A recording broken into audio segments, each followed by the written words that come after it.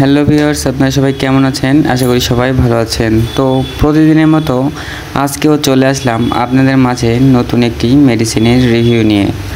তো ভিউয়ার্স, আজকে আমি যে মেডিসিন নিয়ে আলোচনা করব অবশ্যই থাম্বনেল দেখে বুঝে গেছেন আজকে আমি কি মেডিসিন নিয়ে আলোচনা করব। তার আগে ভিউয়ার্স, যে কোনো মেডিসিন সেবন বা ব্যবহার করার আগে অবশ্যই একজন রেজিস্টার্ড চিকিৎসকের পরামর্শ নেবেন।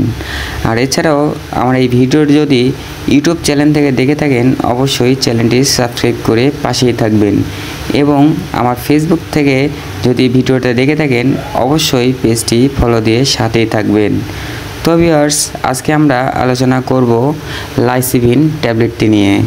এটি বাংলাদেশের সুনামধন্য কোম্পানি স্কয়ার ফার্মাসিউটিক্যাল লিমিটেড বাজারে নিয়ে এসেছে, যার মূল্য 120 টাকা, এবং এই লাইসিভিন ট্যাবলেটের জেনেরিক নাম অর্থাৎ এই লাইসিভিন ট্যাবলেটের উপাদান মাল্টিভিটামিন এবং এল লাইসিন।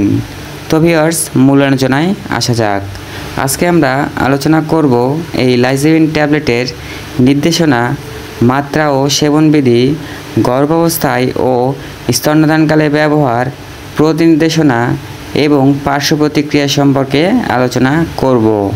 তো ভিউয়ার্স, এখন আমরা আলোচনা করব নির্দেশনা সম্পর্কে। ট্যাবলেটটি ক্ষুধা বাড়ায়, শারীরিক উচ্চতা ও ওজন বৃদ্ধি করে, মাসল প্রোটিন তৈরিতে সহায়তা করে।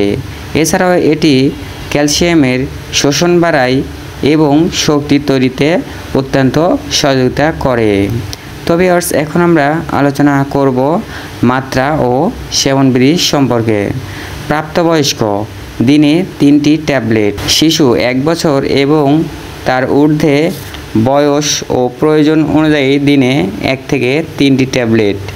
এখন ভিউয়ার্স, গর্ভাবস্থায় ও স্তন্যদানকালে ব্যবহার সম্পর্কে আলোচনা করব। এই সম্পর্কিত সুনির্দিষ্ট কোনো তথ্য পাওয়া যায়নি। তবে এখন আমরা আলোচনা করব প্রতিনির্দেশনা সম্পর্কে। ওষুধটির এক বা একাধিক উপাদানের প্রতি অতি সংবেদনশীল রোগীদের ক্ষেত্রে প্রতিনির্দেশিত। এখন ভিউয়ার্স, পার্শ্ব প্রতিক্রিয়া সম্পর্কে আলোচনা করব। সাধারণ মাত্রায় সহনীয়। তো ভিউয়ার্স, এই ছিল আজকের ভিডিওটি যদি আপনাদের উপকারে আসে অবশ্যই চ্যানেলটি সাবস্ক্রাইব করে পাশে থাকবেন, এবং এই ভিডিওটি যদি আমার ফেসবুক পেজ থেকে দেখে থাকেন অবশ্যই পেজটি ফলো দিয়ে সাথেই থাকবেন। আর যে কোনো মেডিসিন সেবন বা ব্যবহার করার আগে অবশ্যই একজন রেজিস্টার্ড চিকিৎসকের পরামর্শ নেবেন। ভালো থাকবেন, সুস্থ থাকবেন।